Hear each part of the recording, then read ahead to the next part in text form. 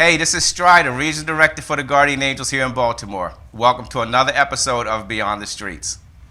I'm excited again. I love my shows. I love doing these. But tonight I have a good friend, former mayor, maybe the future mayor of Baltimore City, Sheila Dixon, with us today.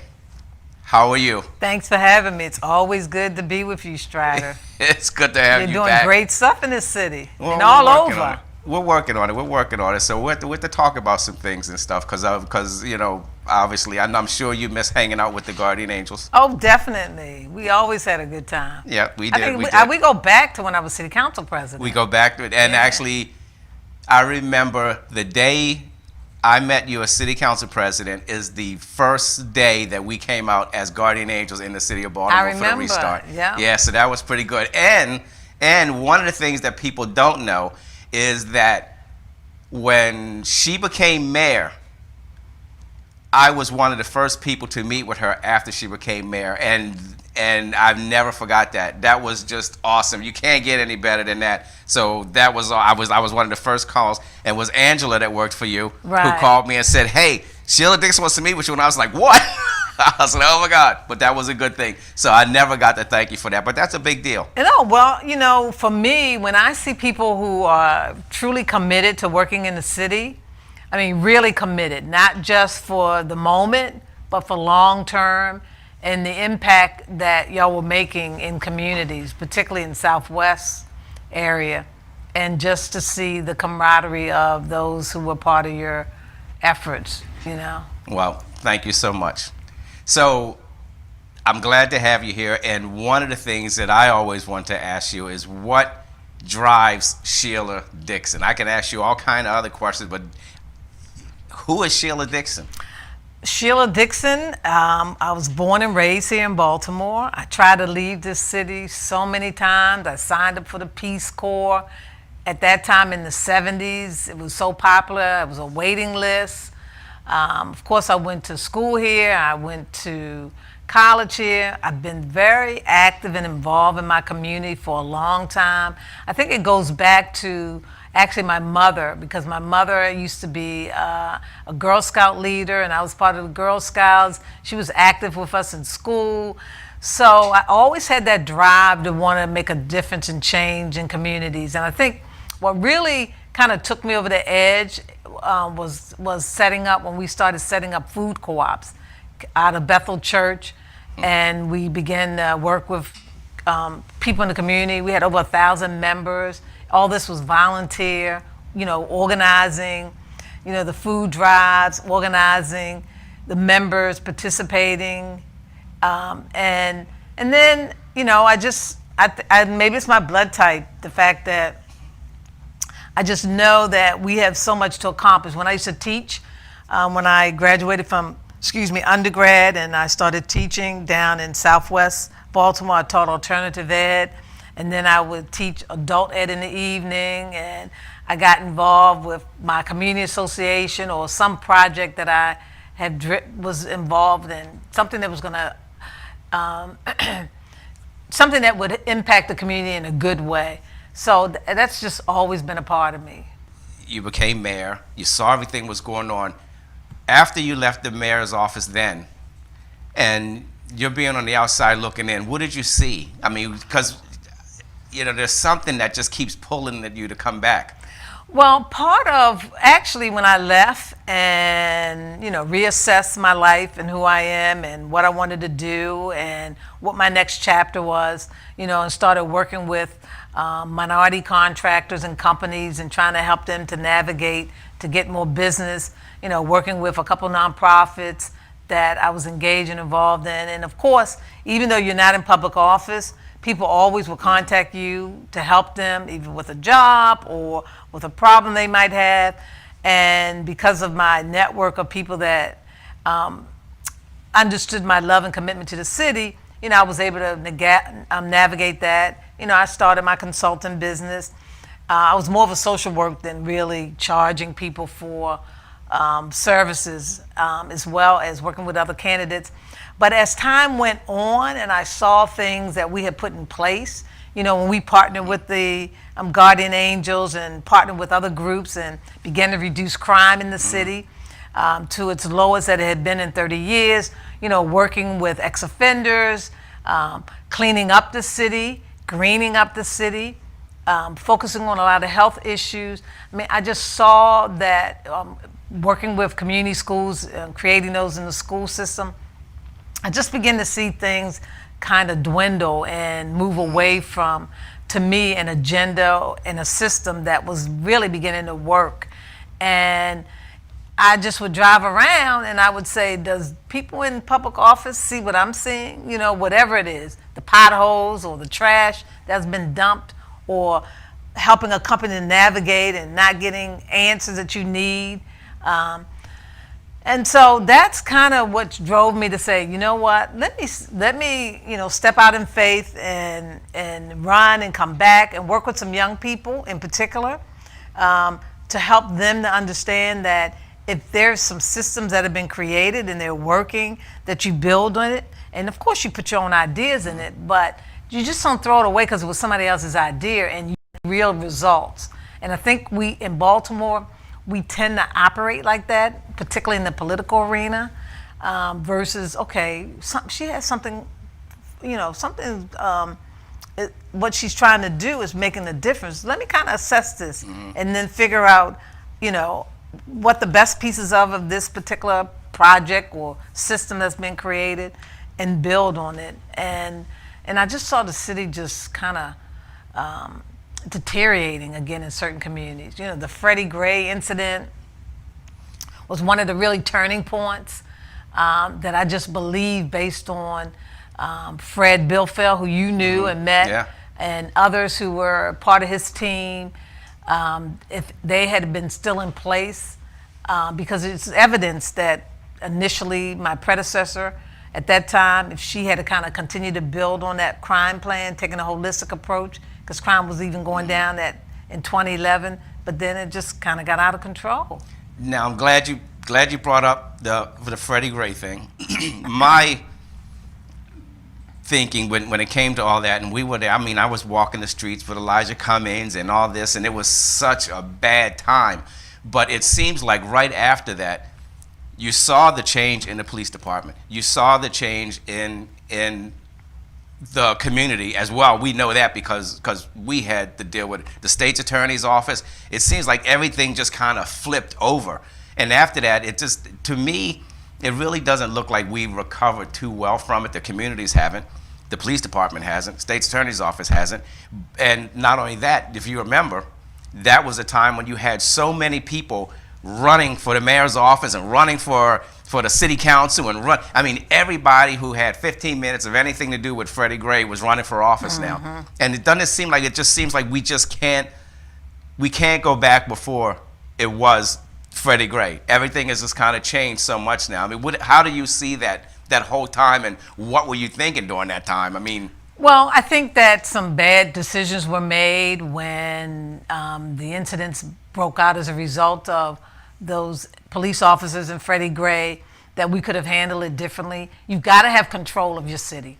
You have to. We could just take the day that there was, through social media, communication that kids were going to come out of school early and they were going to begin to ride and do things. Well, we should have had a plan in place. Well, we had the MTA police, the city police, all of them, where schools would have either let kids out early, let parents know, make sure they still have public transportation, but make sure that we push them and stress them to go home, not in a vicious, malicious way, but in an encouraging way that we don't want additional incidents to happen. We need you to go home. It's fine to protest as long as it's in a way that you're not going to be abusive or to anybody else. That incident that happened at Madame, the buses shut down, the subway shut down. We should have been communicating with the governor's office and say, hey, might need to have state troopers in the city with us, along with MTA, school police. It's like there was no coordination at City Hall, and then there was no one voice. So then you had people now, okay, this is an opportunity to share my agenda because I got this objective to become the next mayor or whatever, and I'm going to get out there, be visible, but not. I don't think it helped. And of course, we had people marching, and the ministers came out. Yeah, it was pretty bad. But that was, in my view, it was more show than having them go in the communities, talk with people, figure out what is it that we can do to help you so we don't, so this incident doesn't happen again, and then we can help to correct some of the mistakes that we all have made. So where has the mayor's office and the governor's office failed? And I ask that because of the communication. I know what my perspective is, but I'm coming from a community activist on the street. I'm not coming from a political background. And it seems to me that there's no communication, to me. What do you see? Well, I think there's communication, but I think it's not the kind of constructive communication that's needed. And I think what happens is that you have to admit if you can't resolve something and you can't come up with a way to resolve it. I mean, it's okay, you're human, but if you have people that are willing to help, then they all need to be at the table, and let's figure this out together. If the governor's going to give us some resources, let's look at some of the ideas that he has as well. You know, let's not just say that what you want to do, Governor, is not what we want to see happen. It's about, we have to sit at the table and discuss it. This is what we need right now to deal with these issues that we're facing. We need to kind of create some job opportunities. We need to make sure we have youth works jobs when those kids get out of school this summer. We've got to make sure our police officers are out visible. If we have a shortage of police officers, we might need to partner with, you take North Avenue, Pennsylvania Avenue, you have the subway right there. So why not have the MTA police kind of walking the beat between the two stations while we might have one or two officers out there on that corner talking to residents, you know, moving them along. Because the bottom line is if you're not catching the bus and you're not catching the subway, get stepping. Then you need to go home or go wherever you're going to go. And it's like we've accepted people just hanging and loitering. And I'm not saying being vindictive or aggressive with it, but in a customer-friendly, professional manner. Look, there's no loitering. I need you to move on. You know, if you need to go in the store, fine. But when you leave the store, go where you need to go. If you need to come back to the store, fine. But let's not hang around the store. Let's talk about the police department. Or let's talk about the police, period. So we have somewhat a new police commissioner. You know, there's been a lot of talk about the money and the performance, but let's talk about the police department as a whole. What do you see? Well, I think we're at a point in the police department that it's been through a lot. You know, we have a lot of good officers, people who have gotten into this profession for the right reason. They want to protect and serve. But we've gone through so many police commissioners. We lost officers who left because of frustration of not understanding, what's going on. We have the consent decree because of different issues that were discovered by the federal prosecutors at that time, and training that's needed. We have too much money we're putting in the police department, in my opinion, and we need to get better controls on that so we can do some preventive measures. But I think, you know, what we've had in the last 6-7 years, Batts, Davis, DeSouza, and Harrison. So that's like 4 commissioners. 4 commissioners. And it now, like you said, that we've lost a lot of good people in the police department, which is true. Just for the rank and file, we're short, what, maybe 500 police officers or something? Yeah, they said 600. Okay, so 600 police officers in the rank and file alone. But when it comes to the leadership over the years, now when we started the Guardian Angels here, a lot of the people who ended up being commanders were just sergeants and captains or whatever. And now these guys are all moved up, and a lot of the people that we had there aren't here anymore because of all the 4 or 5 police commissioners that we've had here. Because once you start, you flip over, you bring all your own people and everything. And it kind of, how do we stabilize this? And what do you do with the department now? I mean, let's say you win tomorrow. Okay, when it comes to the police department, what is your goal? Well, my goal when it comes to the police department is we have to have a comprehensive plan in place that we all can buy into, that officer on the street knows and understands all the way up to the command staff. We've got to, and this is something that I think has to happen. And hopefully, I'm not going to, one of the questions that's always asked is, will you keep Commissioner Harrison? Well, he and I need to talk, make sure we're on the same page and we have the same philosophy and the same beliefs in how we need to solve this. He's an expert at this. I'm not, but I also know that I've worked with a team of people that in the past have had great results. So I want to bring back some experienced senior officers who weren't necessarily a part of the bad pieces that were going on, but were really trying to restructure the police department, with the training. I think you need a balance of experience and new, and bring in some of our retired officers on contract to kind of work with the younger officers, like a coach almost. We got to create an aggressive recruitment plan. I want to bring back and keep it there the police and fire cadet at high school, so that we can show young people who live here in Baltimore that the criminal justice arena is a great career path. That was eliminated. We want to deal, and as a mayor, we want to focus on some of the other issues that impacts our communities as relates to housing, quality housing, job training, job opportunities, where we can connect people to that as alternative to being out in the street, being a squeegee person on the corner. So there are a lot of other pieces. We got to deal with the trauma that affects our young people today that we did not necessarily experience when we were young. So we need to have those wraparound services in our school, social work, psychologists, medical staff to really work with kids and their families. Now, you kind of touched on this a little bit already with some of the programs you're talking about, but when it comes to the violence in Baltimore City, the shootings, the multiple shootings, even during the day, the low police, closures when it comes to capturing what goes on out here, what do you see and how do you fix this? Because at the same time, now it's easy to say, okay, well, we can blame the mayor or the governor or the police commissioner or whoever it is, but at the same time, one organization and one person is not going to fix it all. I mean, that's a big deal. That's one of the main things that everybody worries about every day. It is. Well, we've gotta send some examples to some of these most violent offenders.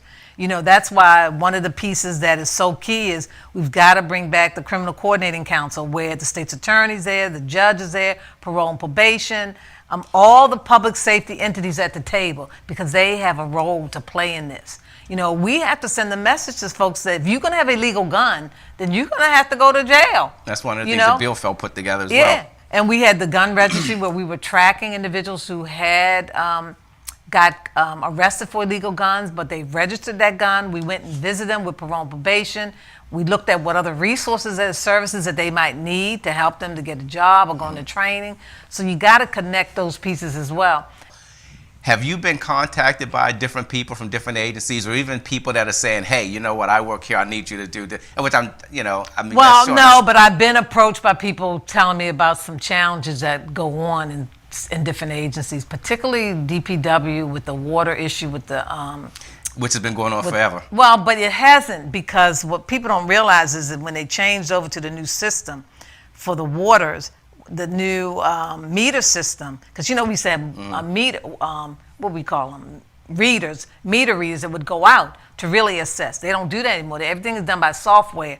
But the problem is that it's not jiving with the current meters, new meters that have been put out. So we've got to fix that, and we got to make sure.